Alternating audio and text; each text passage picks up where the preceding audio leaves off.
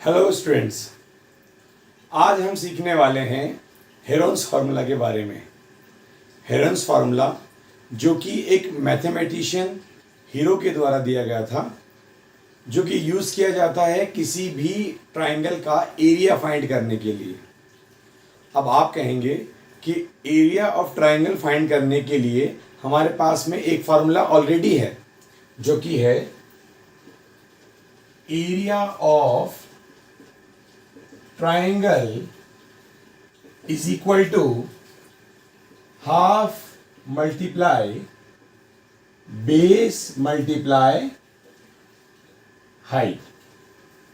कि जब भी किसी ट्राइंगल में हमें उसकी दो क्वांटिटी यानी कि बेस और उसकी हाइट, जो कि मैक्सिमम हमें राइट एंगल ट्राइंगल में दिया जाता है। राइट एंगल ट्राइंगल किसे कहते हैं हम? ऐसा ट्राइंगल जिसका एक एंगल 90 हो, उसे हम राइट एंगल ट्राइंगल कहते हैं।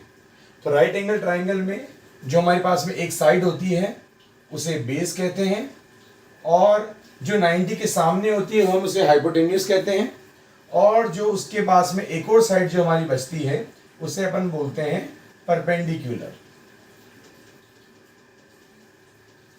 Perpendicular, clear? तो एरिया ऑफ ट्राइंगल फाइंड करने के लिए हमें केवल बेस और हाइट की रिक्वायरमेंट है। तो अगर हमारे पास में बेस और हाइट अगर गिवन है किसी राइट एंगल ट्राइंगल में, तो उसका हम एरिया फाइंड कर सकते हैं इस फॉर्मूले से, जो कि है हाफ बेस इंटू हाइट। इसी तरह से हम इस फॉर्मूले से कुछ और ट्राइंगल का एरिया भी फाइंड कर सकते हैं, जो कि हो सकता है कुछ इस तरह से। यहाँ बेस है और इस ट्राइंगल की जो हाइट है वो ये होगी। इसका एरिया भी हम इस फॉर्मूले से फाइंड कर सकते हैं। एक और ट्राइंगल है हमारे पास में,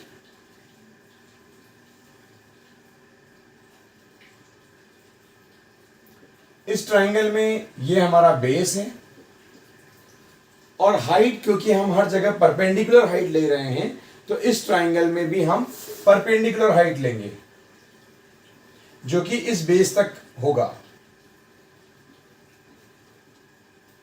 तो ये हो गया हमारा परपेंडिकुलर, क्लियर? तो अगर इस तरह का हमारे पास में क्वेश्चन होता था अब तक, तो हम उस ट्राइंगल का एरिया फाइंड करते थे half into base into height से। लेकिन उस केस में हम एरिया ऑफ ट्राइंगल कैसे फाइंड करेंगे? जब हमें किसी भी ट्राइंगल की तीनों साइड गिवन हो। तो इस तरह के ट्राइंगल का एरिया फाइंड करने के लिए एक हेरोन्स ने हमें एक फॉर्मूला दिया है, जो कि है एरिया ऑफ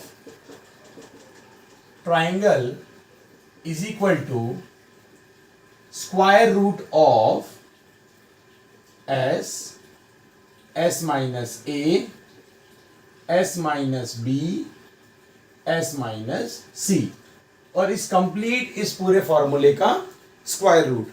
यहां पर ध्यान रखिए, ये तीन ब्रैकेट हैं और एक साथ में एस है, ये चारों ही आपस में मल्टीप्लाई हो रहे हैं। अब आप कहेंगे सर यहाँ पर एस, ए और बी क्या है और सी क्या है?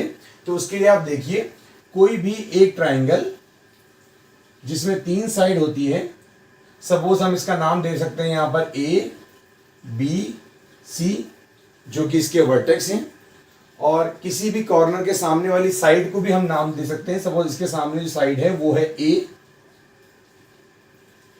वर्टेक्स बी के सामने वाली जो साइड होगी वो होगी साइड बी, और कॉर्नर सी के सामने वाली साइड होगी साइड सी। तो इस ट्राइंगल में हमें तीनों साइड गिवन है। कोई बेस और हाइट के बारे में हमें कोई आइडिया नहीं है, लेकिन हमें तीनों साइड गिवन है। तो ये तीनों साइड का यूज करते हुए हम area of triangle by Heron's formula हम फाइंड कर सकते हैं। तो ए बी सी ये तो हमारी साइड हो जाएगी, जो हमें यहां मिल जाएगी ए बी और सी। ये एस क्या है? तो एस को जानने के लिए आप देखिए कि S is stand for semi perimeter. क्या बोलेंगे हम इसे? Semi perimeter. सेमी पेरीमीटर किसे बोलते हैं? आप सेमी सर्कल किसे बोलते हैं?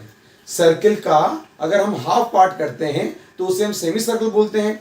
इसी तरह से पेरीमीटर का अगर हम हाफ पार्ट करेंगे तो वो हमारे लिए सेमी पेरीमीटर हो जाएगा। पेरीमीटर क्या होता है?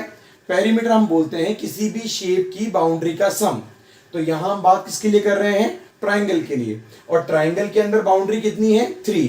तो इन तीनों बाउंड्री का सम कितना हो सकता है यहां पर, a प्लस बी प्लस सी। तो ये तो हो गया हमारा पेरीमीटर।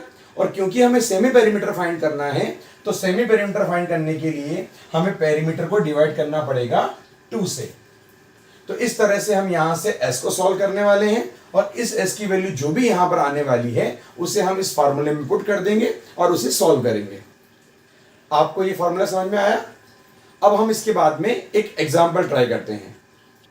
अब एक हमारे पास में एक सिंपल सा क्वेश्चन है।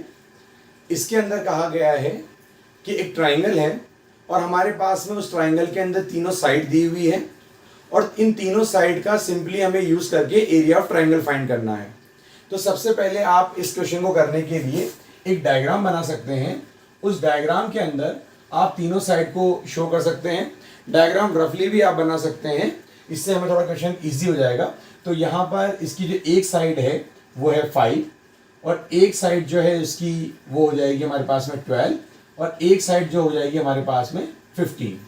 ये मैंने रैंडमली कोई साइड ले ली है, और इसके साथ में अब हमें लगाना है एरिया ऑफ ट्राइंगल का फॉर्मूला, जो कि क्या है, area of triangle is equal to, triangle का शॉर्ट फॉर्म में यहां लिख रहा हूं, s into S minus A, S minus B, S minus C, और इस पूरे का कंप्लीट स्क्वायर रूट। ठीक है। तो इस क्वेश्चन में वैल्यू पुट करने के लिए हमारे पास में साइड्स हैं जो कि सेंटीमीटर या मीटर किसी में भी हो सकती हैं। तो अगर मैं मान लेता हूं कि ये साइड हमारे पास में मीटर में है, तो उससे पहले मुझे s फाइंड करना होगा, जो कि s का फॉर्मूला हमारे पास में है p/2। p means perimeter. तो पेरीमीटर कितनी हो जाएगी हमारे पास में, सम ऑफ ऑल साइड्स, और सम ऑफ ऑल साइड क्या हो जाएगा, 5 + 12 + 15 अपॉन 2। और जब हम इसको ऐड करेंगे तो 15 + 5 20, 20 एंड 30 32, 32 अपॉन 2 दैट इज 16। तो इसका मतलब हमारे पास में जो s की वैल्यू आई है वो आई है 16। तो अब हमारे पास में सारी वैल्यू अवेलेबल हो गई। हमारे पास में s है, तीनों साइड्स हैं। अब इन सारी वैल्यूज को हम इस फॉर्मूले में रख सकते हैं। तो देखिए आप, area of triangle is equal to square root of, first of all value of s which is 16। तो मैं यहां रख रहा हूं 16। क्लियर। उसके बाद में एक ब्रैकेट है, और उस ब्रैकेट के अंदर यहां पर है 16 माइनस कोई भी एक साइड। सपोज आप a मान रहे हैं 5 को, तो यहां पर आप लिख देंगे 5। One bracket complete. Now next bracket 16 minus 12। अब मैंने b किसको लिया है यहाँ पे, 12 को। तो ऑब्वियसली मेरे लिए थर्ड साइड यानी कि c क्या हो जाएगा 15। तो उसे भी हम लिख देते हैं 16 माइनस 15 ब्रैकेट क्लोज। और ये कंप्लीट सारा जो प्रोसेस है वो सारा का सारा किसमें है, स्क्वायर रूट में। अब जब मैं इसे सॉल्व करना चाहता हूं, तो अब आप सबसे पहले बोर्डमास रूल के अंदर क्या सॉल्व करते हैं, ब्रैकेट। तो हम यहां पर ब्रैकेट सॉल्व करेंगे। तो 16 को मैं एज इट इज यहां रख रहा हूं। 16 माइनस 5 कितना हो जाएगा, तो 16 माइनस 5 हो जाएगा 11। अब यहां पर तो मैं 11 लिख देता हूं, लेकिन इन दोनों के बीच में सिंबल कौन सा आएगा, तो यहां आएगा मल्टीप्लाई। क्योंकि जब भी किसी के बीच में कोई सिंबल नहीं होता है, किसी ब्रैकेट के बीच में या किसी नंबर और ब्रैकेट के बीच में, तो वहां पर हम मल्टीप्लाई कंसिडर करते हैं। तो यहां अगर कुछ भी सिंबल नहीं है, इसका मतलब ये आपस में ये दोनों मल्टीप्लाई हो रहे हैं। इवन यहां जो सॉल्यूशन आने वाला है यहां पर भी क्या है, मल्टीप्लाई। तो 16 माइनस 12 कितना हो जाएगा यहां पर, मल्टीप्लाई बाय 4, एंड 16 माइनस 15 कितना हो जाएगा, मल्टीप्लाई बाय 1। तो फिर हमें इतना बड़ा ये स्क्वायर रूट लगाने की जरूरत नहीं है। क्लियर है। अब किसी भी स्क्वायर रूट से कोई नंबर बाहर कैसे निकलता है, इसको जानने के लिए आपको इनके फैक्टर्स करने होंगे। तो आप कहेंगे सर यहां इजीली फैक्टर हो पा रहे हैं। 16 को मैं लिख सकता हूं यहां पर 4 मल्टीप्लाई 4, ठीक है, मल्टीप्लाई 11 के कोई फैक्टर नहीं हो सकते, तो मैं 11 को 11 लिख रहा हूं यहां पे, मल्टीप्लाई 4 को मैं लिख सकता हूं 2 मल्टीप्लाई 2, और 1 का कोई लॉजिक है नहीं तो हम 1 का फैक्टर नहीं करेंगे। अब आप कह सकते हैं कि सर हम यहां पर इसको मल्टीप्लाई भी तो कर सकते हैं, तो मल्टीप्लाई करके एक बिग नंबर बनेगा, उस बड़े नंबर का आप साइड में प्राइम फैक्टराइजेशन करेंगे और उससे फैक्टर्स फाइंड करेंगे, उन फैक्टर्स को यहां लिखेंगे और फिर पेयर्स बना के बाहर निकाल देंगे। वो भी एकदम आपका करेक्ट क्वेश्चन आंसर होगा, लेकिन उसमें आपका टाइम कंज्यूम होगा। तो हम इस शॉर्ट प्रोसेस की तरफ चल रहे हैं, तो यहां पर ही हम फैक्टर्स कर रहे हैं ताकि हमारा टाइम सेव हो जाए। तो यहां पर किसी भी रूट से कोई नंबर बाहर कब निकल के आता है, जब उसका पेयर बनता है। तो आप देखिए यहां पर 4 का पेयर बन रहा है, यहां पे 2 का पेयर बन रहा है, लेकिन 11 का पेयर नहीं बन रहा है।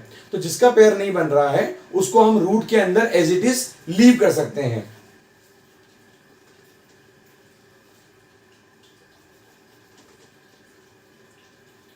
तो यहां पर 4 बाहर आ जाएगा, एक 2 बाहर आ जाएगा और रूट के अंदर 11 हमारा बच जाएगा क्योंकि उसका पेयर नहीं बन पाया है। तो यहां पर हमारे पास जो आंसर बचने वाला है वो बचेगा 4 इंटू 2 यानी कि 8 रूट 11, 8 रूट 11, बस यही आंसर होगा। रूट की वैल्यू को सॉल्व करने की नीड नहीं है। अगर क्वेश्चन में आपको वैल्यू देता है तो आप उसे मल्टीप्लाई कर सकते हैं, अदरवाइज इसे सॉल्व करने की नीड नहीं है। लास्ट थिंग यहां पर आती है यूनिट। तो आपको पता होना चाहिए कि एरिया की जो यूनिट होती है वो स्क्वायर में होती है। तो हमारे यहाँ पर सारी जो वैल्यूज हमें दी हुई हैं वो दी हुई है मीटर के अंदर, तो हमारा जो एरिया होगा वो होगा मीटर स्क्वायर। अगर ये सेंटीमीटर होता तो यहां पर सेंटीमीटर स्क्वायर होगा। क्लियर है आपको?